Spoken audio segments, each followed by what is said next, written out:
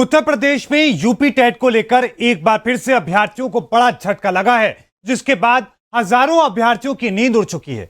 परीक्षा होने से लेकर नतीजों तक कई विवादों से गुजर चुके यूपी टेट अभी भी लगातार अभ्यर्थियों के लिए परेशानी बनता नजर आ रहा है। हजारों की संख्या में अभ्यर्थियों की मेहनत एक बार फिर से पानी में मिलती नजर आ रही है। क्यों, देखिए इस रिपोर्ट में। यूपी टेट अभ्यर्थियों की बड़ी परेशानी।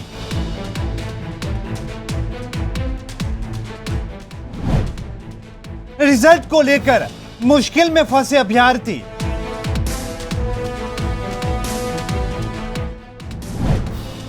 अब क्या है अभ्यर्थियों के सामने रास्ता?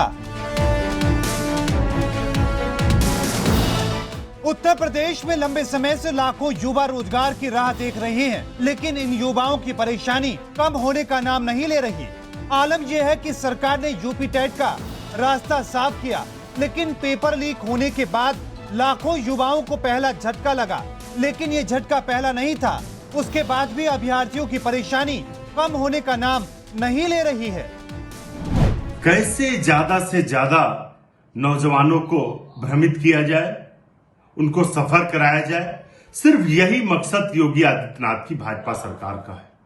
70 लाख नौकरियां देने की बात कही थी, लेकिन 7 लाख भी नौकरियां नहीं दे पाए।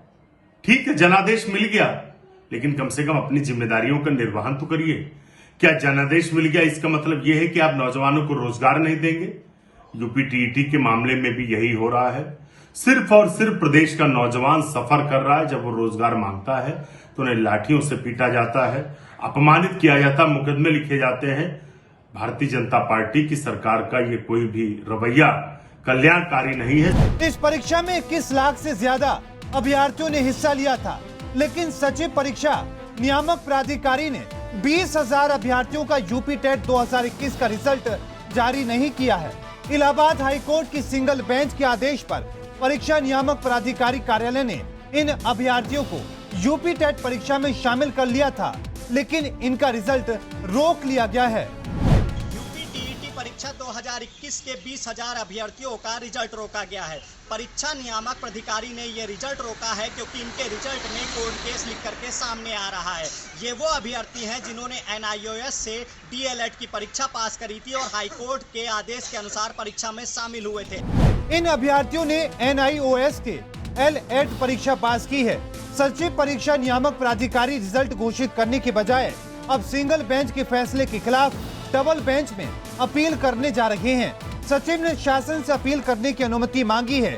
टेट में शामिल इन अभ्यर्थियों के रिजल्ट में कोर्ट केस लिख कर आ रहा है, लेकिन अब रिजल्ट में जब कोर्ट केस लिख करके सामने आ रहा है तो परीक्षा नियामक प्राधिकारी ने इनका रिजल्ट रोक दिया है और हाईकोर्ट के फैसले के खिलाफ डबल बेंच में सरकार अपील करेगी, जिसके लिए सचिव परीक्षा नियामक प्राधिकारी ने शासन से अनुमति मांगी है। कैमरा पर्सन रोशन के साथ पुनीत मोहन, R9 न्यूज, लखनऊ।